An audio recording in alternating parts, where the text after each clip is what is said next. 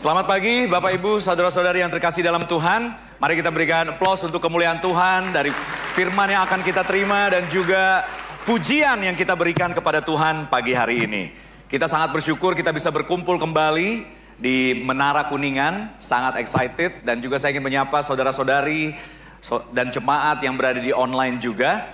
Dan di minggu ini tentunya kita tidak berasa ya, sudah berada di minggu terakhir di bulan Mei 2022. Dan kita sangat bersyukur kenapa? Karena kita belajar bersama-sama selama bulan Mei ini, yaitu tentang the greater wisdom. Di minggu pertama kita sudah belajar dari Pendeta Frankie.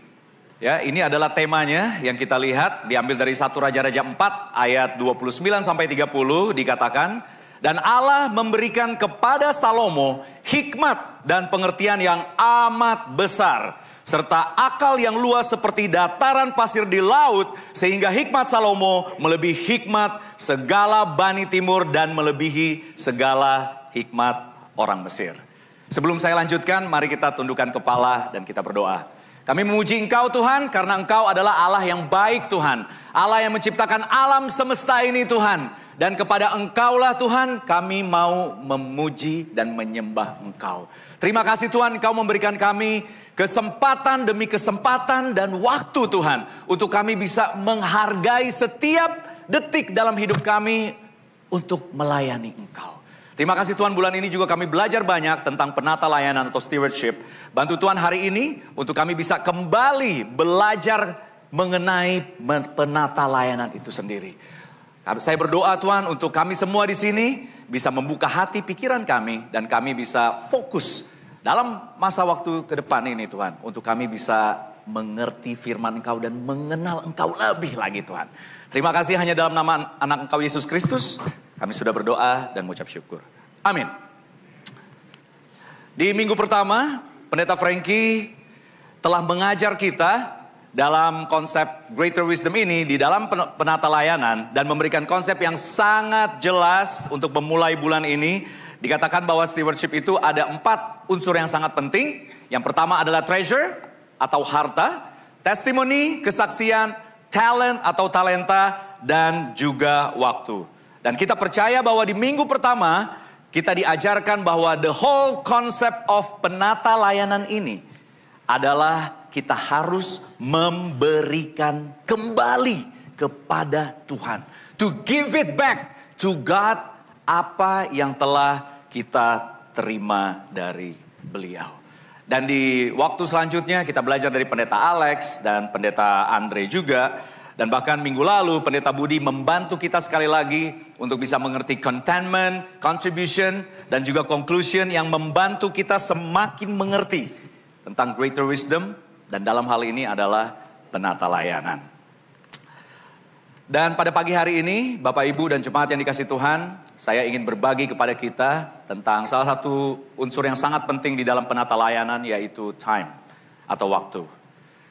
Di bioskop sekarang ini kita sudah mungkin banyak dari kita yang sudah menonton ya, Doctor Strange. Ya, dikatakan bahwa di dalam konsep fisika kuantum ada yang namanya time travel, orang yang bisa menjelajah waktu. Dan ini bukan spoiler, saya nggak akan kasih spoiler buat kita semua. Mohon maaf buat yang belum nonton, tapi saya percaya mungkin kita udah banyak yang nonton ya. Nah, yang sangat menarik dari film ini, di mana beberapa karakter atau tokoh dalam film tersebut, mereka bisa menjelajah waktu. Wah, menarik sekali ya. Dan yang sangat menarik juga bahwa kenapa orang bisa pengen tahu menjelajah waktu di masa depan atau di masa lalu. Saya menemukan ada 2 hal di dalam ini, yaitu di masa depan atau future, orang tuh penasaran, pengen tahu kayak gimana sih itu masa depan. Dan sementara di masa lalunya, ya saya menemukan selain penasaran di masa depan, ada penyesalan. Sehingga orang pengen balik ke masa lalu untuk memperbaiki segala sesuatunya. Namun di pagi hari ini, karena saya bukan seorang saintis, saya tidak akan membahas kepada kita waktu dalam sisi sains yang segala macam. Tapi saya ingin berbagi kepada kita pagi hari ini untuk kita bisa melihat waktu dari perspektif Tuhan dan Alkitab. Kalau kita lihat bersama-sama, ada 3 bagian di mana waktu itu dibagi menurut Bible. Yang pertama adalah Kronos, di mana kita lihat ini adalah refers to clock time dan bisa diukur secara kronologi, secara linear, bisa diukur dalam jam, kalender, dan waktu. Sehingga dengan Kronos ini manusia hari ini bisa berpikir secara sequence atau order, berurutan. Oleh sebab itu kita pasti sangat familiar bahwa Kronos itu di zaman sekarang lebih terkenal dengan kata kronologi. Sementara Kairos on the other hand itu adalah it measured moments. Kesempatan, peristiwa, sesuatu yang terjadi dan waktu yang sangat tepat. Sangat suka di dalam translasi Greeknya dikatakan Kairos itu adalah opportune moment. Opportunity, kesempatan. Dan yang terakhir adalah aion, waktu yang kekal dan tanpa batas. Dan selanjutnya kita lihat bahwa dari sisi tersebut, kalau di dalam pandangan Alkitab, saya mau mengajak pagi hari ini untuk kita bisa melihat dari waktu yang diberikan oleh Tuhan, kita harus mengerti perspektif yang pertama adalah pengadilan dan penghakiman Tuhan. Saudara-saudari yang terkasih. Kenapa? Karena seperti yang tadi saya infokan di awal bahwa Tuhan firman akan meminta pertanggungan jawab, hold accountable kepada setiap dari kita dalam ruangan ini yang mengaku percaya kepada Tuhan dan firman-Nya, dan kita akan dihadapkan kepada sebuah pengadilan dan penghakiman Tuhan. Di 1 Petrus 4 ayat 17 sampai 18 dikatakan, karena sekarang telah tiba saatnya penghakiman dimulai. Dan pada rumah Allah sendiri yang harus pertama-tama dihakimi. Dan jika penghakiman itu dimulai pada kita, bagaimanakah kesudahannya dengan mereka yang tidak percaya pada Injil Allah? Dan jika orang benar hampir-hampir tidak diselamatkan, apakah yang akan terjadi dengan orang fasik dan berdosa? Kalau kita perhatikan di sini, kata tiba saatnya dalam bahasa Yunaninya ini adalah kairos. Walaupun penulis buku Petrus berbicara di waktu yang telah berlalu, tetapi karena tiba saatnya mengenai penghakiman, itu menjadi kata kairos. Pesan itu artinya menjadi kesempatan, bukan hanya pesan yang berlalu karena ditulisnya sudah di masa lalu, tapi karena sekarang telah tiba saatnya penghakiman itu. Kita tidak tahu kapan. But it is God perfect timing kepada kita semua. Dan dalam konteks ini dia bicara penghakiman. Selain itu ayat ini juga katakan bahwa orang benar hampir tidak diselamatkan. Apalagi orang yang tidak mengenal kebenaran atau orang fasik. Karena berbicara mengenai penghakiman, dimensi waktunya again berubah menjadi kairos. Dan sekali lagi mengapa kita perlu memahami perspektif Tuhan dalam waktu. Untuk apa waktu itu? Adalah waktu itu milik Tuhan. Bukan milik kita. Karena kita akan diminta pertanggungan jawab. Karena Tuhan memberikan kronos, kairos, aion. Waktu yang Tuhan berikan kepada kita. Semua keputusan yang telah kita ambil, nggak akan kita bisa balik lagi. It's done, titik, selesai. Dan kita harus melihat bahwa waktu yang Tuhan berikan kepada kita, kesempatan atau kairos, kita harus mengambil ini secara sungguh-sungguh, excited. Dan inilah prinsip dari penata layanan yang telah kita pelajari. Again, it's give it back to God, karena kita akan di hold accountable. Sama halnya seperti di 2 Korintus 5 ayat 8 sampai 10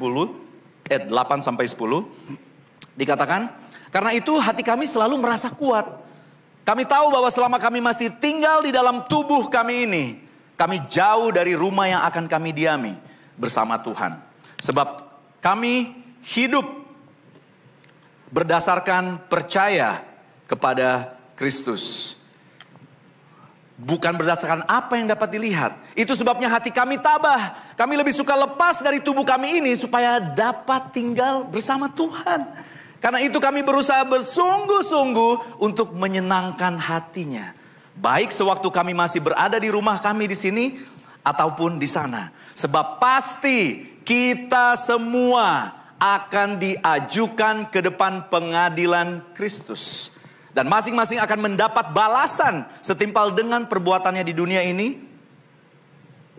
Perbuatan baik ataupun jahat. Sekali lagi kita melihat ketika Paulus katakan bahwa setiap dari kita, semua kita yang percaya kepada Yesus, percaya kepada firman Tuhan, kita akan di masa depan menghadapi pengadilan Kristus. Dan ini berbicara waktu yang adalah kairos juga. Dan mengapa waktu dalam hal ini again sangat-sangat penting saudara-saudara yang terkasih dalam Tuhan. Karena kita semua ketika di pengadilan kita akan diadili. Oleh sebab itu sangat penting untuk kita mengetahui perspektif Tuhan melalui firman. Karena dikatakan perbuatan baik atau perbuatan jahat. Mungkin hari ini kita berpikir apa yang kita lakukan itu adalah baik. Ataupun mungkin jahat. Ataupun sebaliknya. Tapi pada akhirnya firman Tuhanlah yang akan mendefine apa yang kita lakukan dengan waktu, dengan treasure, dengan talenta kita. Semuanya. Karena waktu adalah belongs to God, it's not milik kita. Oleh sebab itu kita harus memberikan kembali. Bahkan di buku Pengkhotbah 12 ayat 13 sampai 14. Bulan ini kita banyak membaca ayat ini ya. Pengkhotbah 12 ayat 13 sampai 14. Akhir kata, saudara-saudari yang terkasih di dalam Tuhan. Dari segala yang didengar, ialah takutlah akan Allah. Dan berpeganglah pada perintah-perintahnya. Karena ini adalah kewajiban setiap orang. Karena Allah akan membawa setiap perbuatan ke pengadilan yang berlaku atas segala sesuatu yang tersembunyi. Entah itu baik, entah itu jahat. Kalau kita perhatikan ayat ini dan Korintus tadi, Tuhan gak pernah berubah. Kalau mungkin banyak orang di luar sana, wah Tuhannya Kristen di perjanjian lama tuh barbar. Bunuh sini, bunuh sana, mana kasihnya? Di perjanjian baru katanya lebih soft, lebih wah kasih karunia. Tapi kalau kita perhatikan barusan saudara-saudara yang kasih, ini adalah salah satu bukti Tuhan kita tidak pernah berubah dari selama-lamanya dan untuk selama-lamanya. Jadi hari ini pertanyaannya saudara-saudari dan Bapak Ibu yang terkasih untuk kita semua dalam ruangan ini. Dan kita semua yang ada di luar sana. Apakah kairos kita hari ini? Apakah kita ketika kita mengerti seperti yang dikatakan buku Pengkhotbah tadi, Korintus tadi, bahkan Petrus tadi. Apakah kita mengerti apa kairos kita hari ini? Karena setiap dari kita akan menghadap ke pengadilan Tuhan.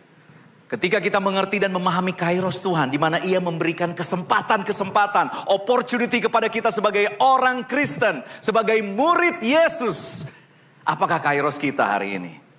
Ketika kita mengerti tentang pengadilan dan penghakiman Tuhan, sangat menarik adalah hal yang kedua yang akan kita lihat bersama-sama hari ini. Kita harus bertobat dan jangan keraskan hati. Di buku Kisah Para Rasul 3 ayat 19 sampai 20 dikatakan, karena itu sadarlah dan bertobatlah supaya dosamu dihapuskan, agar Tuhan mendatangkan waktu kelegaan dan mengutus Yesus yang dari semula diuntukkan bagimu sebagai Kristus. Waktu Petrus berkata sadarlah dan bertobatlah atau repent and converted, supaya Tuhan mendatangkan kelegaan. Wow, kairos, bertobat, mendapat kelegaan. Tuhan memberikan waktu kairos atau opportunity untuk mendapatkan kelegaan, saudara-saudari. Bagaimana perasaan kita kalau kita punya perasaan yang lega? It's gonna be amazing, betul nggak? sangat excited, lega, plong. Gak perlu ada yang ditutup-tutupin, gak perlu ada ganjalan di hati. Tapi ketika kita bertobat, kita confess, kita akan mendapatkan kelegaan. Saya baca ini di dalam benak saya, setiap kali saya bertobat atau confess, saya percaya bukan mendapat penghakiman, bukan saya akan mendapat sesuatu yang tidak enak, tapi dari atas sana, dari surga, Tuhan memberikan saya kelegaan. Jadi hari ini apabila Tuhan memberikan kita kesempatan hidup, ya hidup, kita semua hidup yang berada di sini. So it is an opportunity untuk kita melakukan bertobat dan pertobatan. Di buku Ibrani 3 ayat 7 sampai 11 dikatakan seperti ini. Sebab itu, seperti yang dikatakan Roh Kudus, pada hari ini, jika kamu mendengar suaranya, janganlah keraskan hatimu. Seperti dalam kegeraman pada waktu pencobaan di padang gurun, di mana nenek moyangmu mencobai aku dengan jalan menguji aku. Sekalipun mereka melihat perbuatan-perbuatanku 40 tahun lamanya, itulah sebabnya aku murka kepada angkatan itu. Dan berkata, selalu mereka sesat hati. Dan mereka tidak mengenal jalanku. Sehingga aku bersumpah dalam murkaku, mereka takkan masuk ke tempat perhentianku. Wah, kalau kita lihat di buku Ibrani ini, pada hari ini dikatakan di ayat 7-nya, ini adalah Kairos. Today, ini adalah Kairos. Dan penulis Ibrani mengutip ayat waktu pencobaan di padang gurun. Ia mempergunakan Kairos yang artinya adalah apa yang diucapkan orang pada masa itu. Penulis Ibrani dan apa yang diucapkan pada masa penulis berlaku pada hari itu juga. Dan apa yang dikhotbahkan pada hari ini, Kairos itu pun berlaku juga pada hari ini untuk kita semua. Dan setiap kali kita membaca pesan ini adalah bukan hanya pesan masa lalu. Tapi ini menjadi pesan hari ini. Karena ini adalah Kairos. Dan kita melihat bahwa firman Tuhan dalam konsep Kairos, pesannya itu applicable. Through times, nggak lekang oleh waktu. Seperti Ibrani 4 katakan, firman Tuhan itu hidup, living and active setiap hari sampai kapanpun. Saudara-saudari pernah terbayang nggak? Seperti Ibrani 3 ayat 11 tadi katakan ya. Bahwa Tuhan Allah yang menciptakan semesta ini berkata, sehingga aku bersumpah dalam murkaku, mereka takkan masuk ke tempat perhentianku. Dulu waktu saya kecil, saya suka banget ya kalau misalnya mau melakukan sesuatu sama teman-teman tuh, kalau mungkin mereka agak sedikit nggak percaya, demi apa lu? Gitu ya. Ayo coba-coba berani sumpah gak? Bener atau bohong gitu ya. Habis itu dan kita akan, iya demi, beneran, gue sumpah. Demi apa? Ya demi Tuhan. Gitu ya. Wah itu kayaknya udah orang langsung percaya gitu ya. Demi Tuhan. Itu kayak sesuatu hal yang bener-bener serius banget. Tapi ini saudara-saudari yang terkasih dalam Tuhan, kita bisa kebayang gak? Tuhan pun bersumpah. Ya. Kalau dia dalam nama apa? Gitu ya. Kita bingung, Tuhan bersumpah pakai namanya siapa? Demi apa? Dia bersumpah dalam murkanya dia. Wah. Coba kita bayangkan, ini Tuhan loh. Ini Tuhan. Dia ingin untuk semua orang bisa selamat. Tapi dia juga tahu bahwa hukumnya, the law is the law. Dia gak main-main. Bahkan anaknya pun dia berikan untuk kita. Karena itu adalah hal yang serius. Jadi apabila Tuhan berkata, aku bersumpah dalam murkaku, dalam kemarahan, bahwa kamu tidak akan masuk ke tempat perhentiannya. Ini adalah sesuatu yang sangat serius untuk kita perhatikan. Waktu yang kita gunakan setiap harinya, setiap detiknya. Karena ini adalah Kairos kita. Apabila ada hal yang ingin kita tobatkan hari ini, hari ini. Saya mengajak kita semua untuk mari kita lakukan. Jangan ditunda. Apakah Anda tidak mau kelegaan, saudara-saudari? Seperti janji dan Tuhan tadi. Bahwa ketika kita mengerti kairos itu, kita akan banyak mendapat kelegaan. This is your kairos today. Bahkan apabila firman ini seminggu dari sekarang, kita masih merasa, wah, ada hal lagi nih yang perlu kita tobatkan. Lakukan, aplikasikan, jangan menunda. Maka inilah kairos kita. Bahkan 10 tahun, 20 tahun, itu tetap akan teraplikasi. Because that is kairos.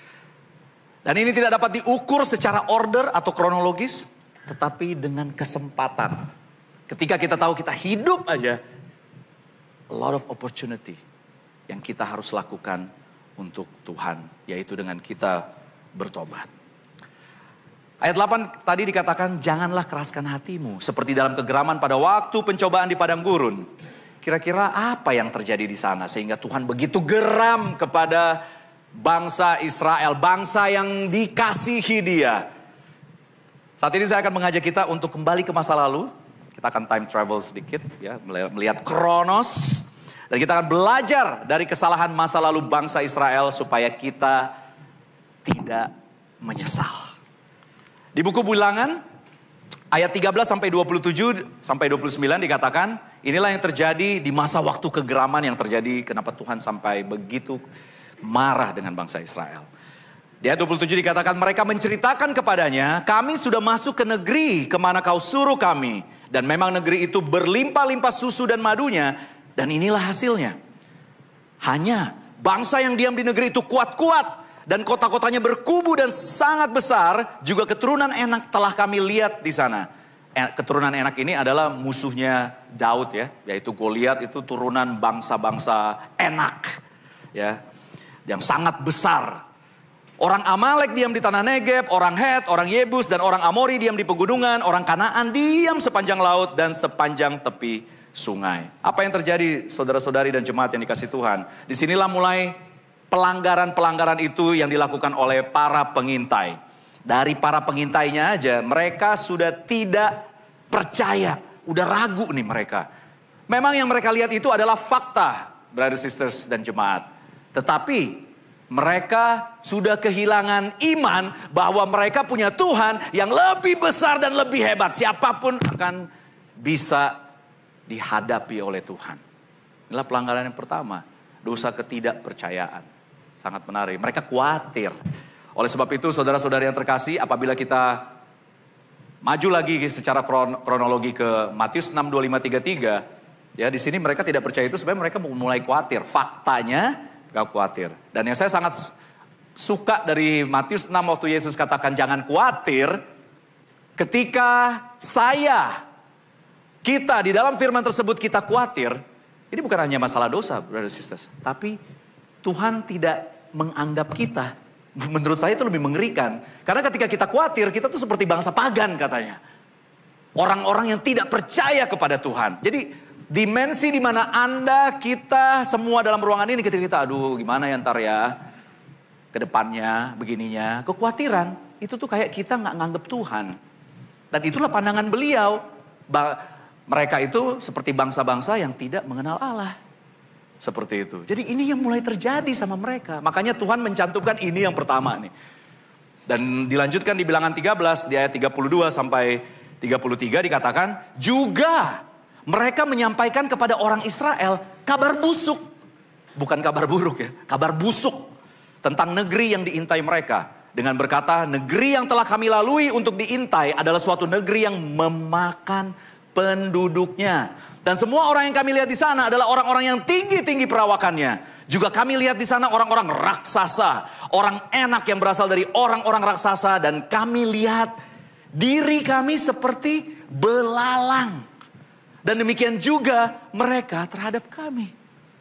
Setelah mereka gak percaya, mulai ragu. Udah bukan mulai ya, emang udah ragu. Mereka bahkan melebih-lebihkan. Kalau di zaman sekarang tuh terlalu di-exaggerate gitu, lebay. Mereka bahkan lebay bilang, wah gila kita tuh kayak belalang. Padahal itu gak seperti faktanya. Ketika kita melihat masalah atau tantangan kehidupan yang kita hadapi hari ini, memang faktanya itu. Itu bukan feeling, itu fakta. Tapi pertanyaannya, seperti yang dilalui bangsa Israel, pengintainya ini udah bukan menyebarkan kabar buruk lagi. Mereka lebih-lebihin kabar busuk makanya. Menarik ya, dalam translasi bahasa Indonesianya saya suka. Dibilang kabar busuk. Kalau di translasi bahasa Inggris, bad report gitu ya, kabar buruk. Dan mereka gak ngomong ke beberapa orang doang. Jadi mereka balik gak ngomong ke beberapa orang di bangsa Israel itu enggak. Tapi mereka ngomong ke semua orang. Mereka sebarin hoax. Hoax gitu ya. Yang lagi tren sekarang ya, hoax. People like to know hoax. Suka banget orang hoax. Tanpa double confirmation. Nah ini yang terjadi. Mereka menyebarkan kabar buruk. Dan apalagi yang terjadi? Kita lihat secara kronologisnya ya. Bilangan 14 ayat 1-3 dikatakan. Lalu segenap umat itu mengeluarkan suara nyaring. Dan bangsa itu menangis pada malam itu. Bersungut-sungutlah semua orang Israel kepada Musa dan Harun. Dan segenap umat itu berkata kepada mereka. Sekiranya kami mati di tanah Mesir. Atau di padang gurun ini. Mengapakah Tuhan membawa kami ke negeri ini? Supaya kami tewas oleh pedang. Dan istri serta anak-anak kami menjadi tawanan. Bukankah lebih baik kami pulang ke Mesir? Ya. Mereka mulai terpengaruh dengan hoax tersebut. Ya, mereka mulai terpengaruh. Dan bahkan mereka minta ganti pemimpinnya. Yang sangat menarik saudara-saudara dalam jemaat. Kenapa? Karena kalau kita mau ganti pemimpin, at least ganti pemimpin yang bisa membawa ke depan. Tapi ini enggak. Mereka mau ganti pemimpin supaya bawa mereka lagi ke belakang. Ke masa lalu mereka di mana mereka menjadi budak.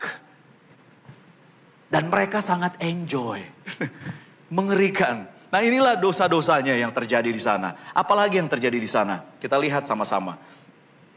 Di bilangan 15 ayat 5-9. Lalu sujudlah Musa dan Harun di depan seluruh jemaah Israel yang berkumpul di situ. Tetapi Yosua bin Nun dan Kaleb bin Yefune yang termasuk orang-orang yang telah mengintai negeri itu mengoyakkan pakaiannya dan berkata kepada segenap bangsa Israel, negeri yang kami lalui untuk diintai itu adalah luar biasa baiknya. Jika Tuhan berkenan kepada kita, maka Ia akan membawa kita masuk ke negeri itu dan memberikannya kepada kita suatu negeri yang berlimpah-limpah susu dan madunya. Hanya janganlah memberontak kepada Tuhan. Dan janganlah takut kepada negeri itu. Sebab mereka akan kita telan habis. Yang melindungi mereka sudah meninggalkan mereka. Sedang Tuhan menyertai kita. Janganlah takut kepada mereka. Bayangkan Musa begging. Udah di encourage, ayo guys. Tuhan kita tuh hebat. Unlimited power. The creator of this universe. Dia udah please don't memberontak. Dia begging kepada bangsa Israel. Sampai sebegitunya yang dilakukan oleh Musa. Tapi saudara-saudara yang terkasih, apa yang dilakukan oleh bangsa Israel? Reaksinya setelah melihat Musa seperti itu ya. Di bilangan 14 ayat 10-11 dikatakan, lalu segenap umat itu mengancam.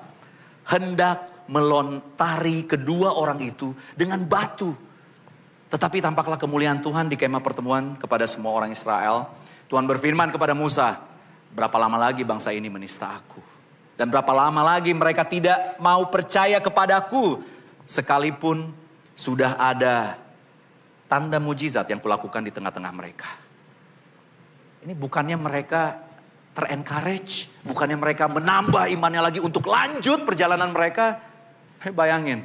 Bayangkan mereka mau nimpuk, melemparin batu si Musa rame-rame. Dan yang kita lihat, brothers sisters, di dalam buku bilangan ini adalah kejadian di mana kita mengerti buku Ibrani mengatakan seperti itu.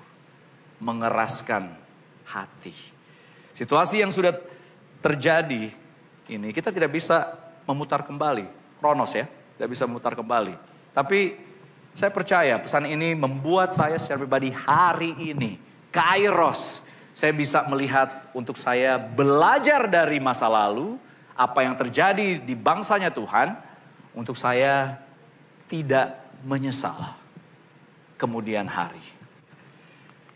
Ibrani 3 ayat 7 sampai 11 dikatakan, sebab itu seperti yang dikatakan Roh Kudus, pada hari ini jika kamu mendengar suaranya, janganlah keraskan hatimu seperti dalam kegeraman pada waktu pencobaan di padang gurun. Coba hari ini brothers sisters, mari kita semua merefleksikan pertanyaan ini. Apakah kita hari ini ada hal di dalam hati kita di mana kita mulai tidak percaya kepada Tuhan? Mungkin, oh saya percaya bro. Tidak percaya.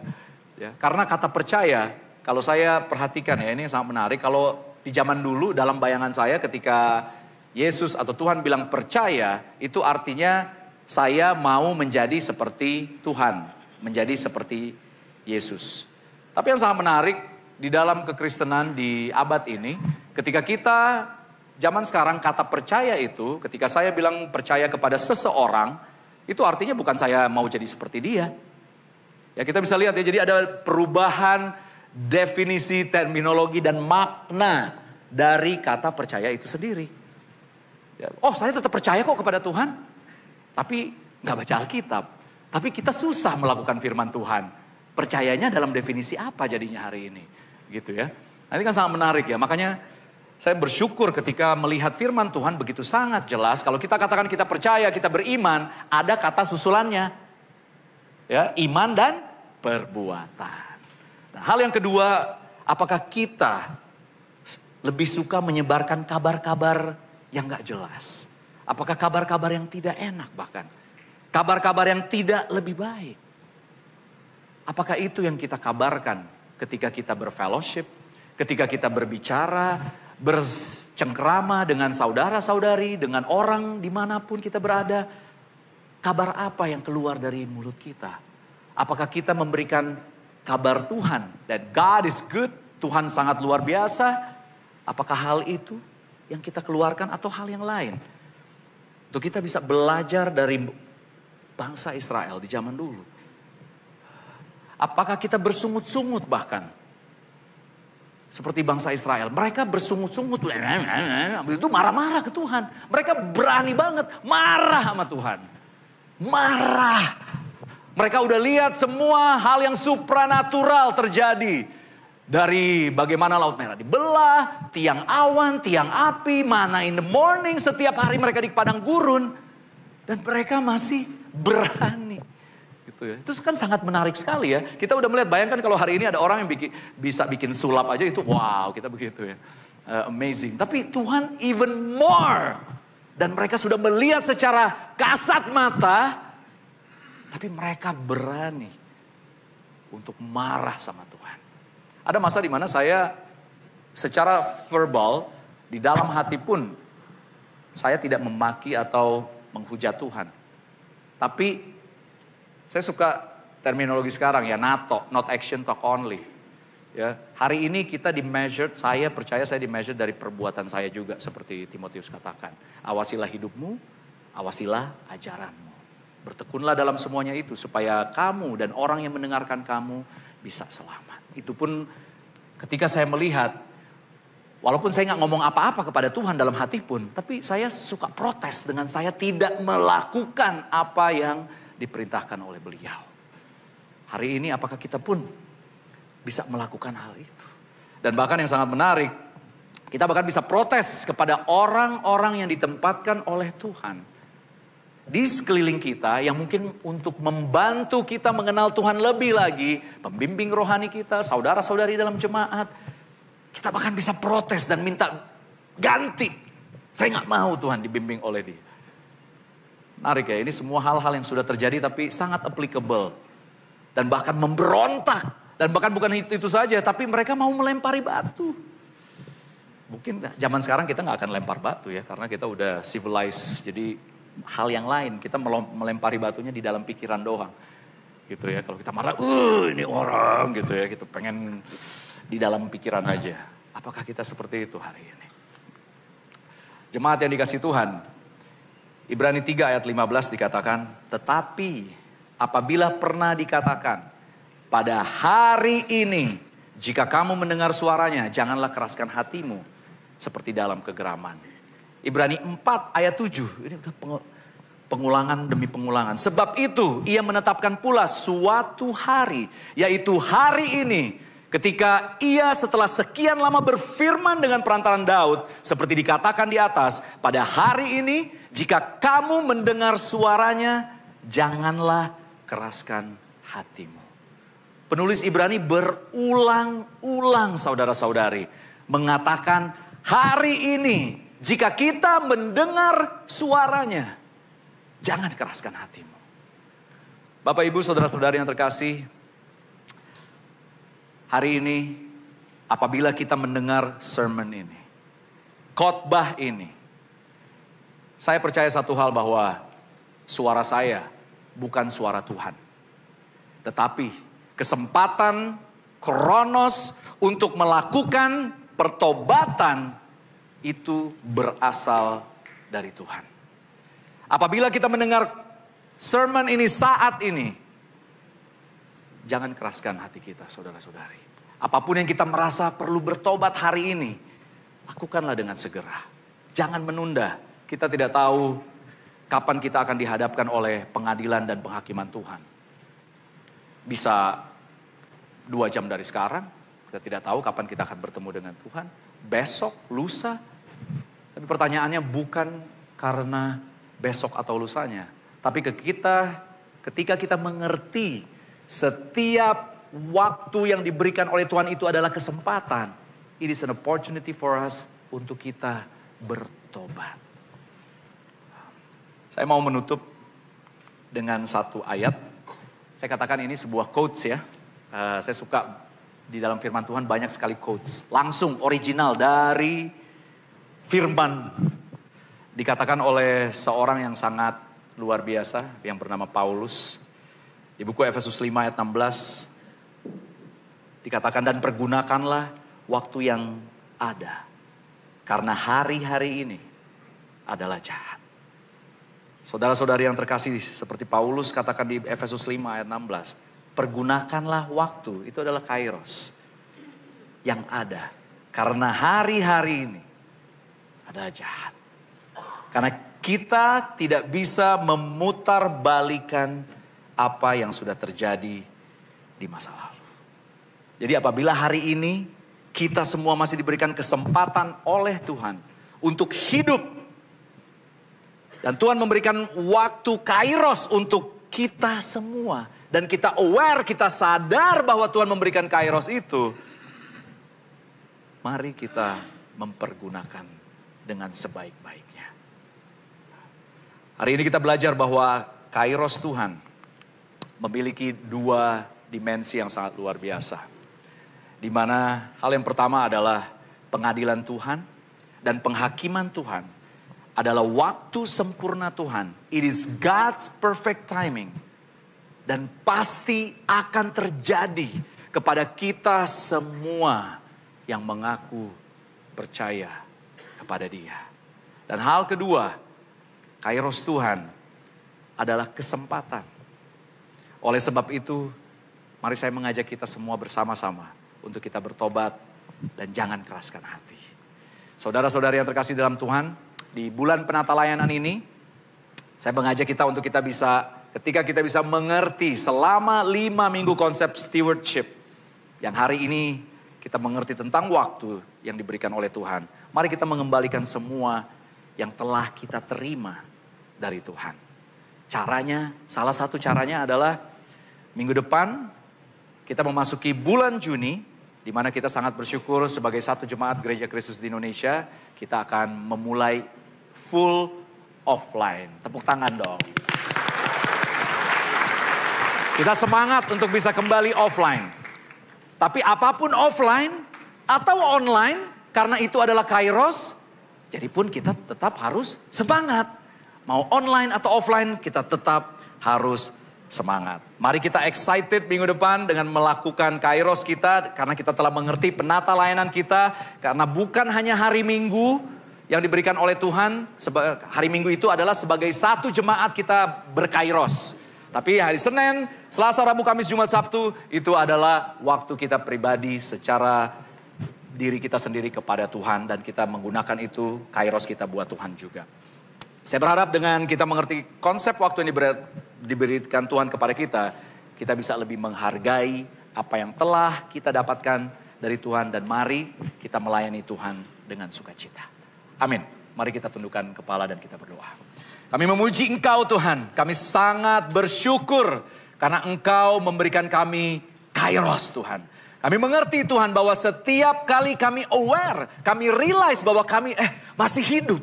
Itu artinya adalah kita diberikan kesempatan Tuhan. Dan bantu Tuhan hari ini untuk setiap kami semua dalam ruangan ini maupun yang ada di online Tuhan. Kami bisa mengambil ini Tuhan. Ketika kami sadar bahwa kami masih hidup, kita bertobat Tuhan. Dan mari kita menikmati setiap pertobatan itu. Karena seperti Engkau katakan tadi, kita akan mendapat kelegaan. Terima kasih Bapak buat hari ini. Terima kasih. Hanya dalam nama anakmu Yesus Kristus, saya sudah berdoa dan mengucap syukur. Amin.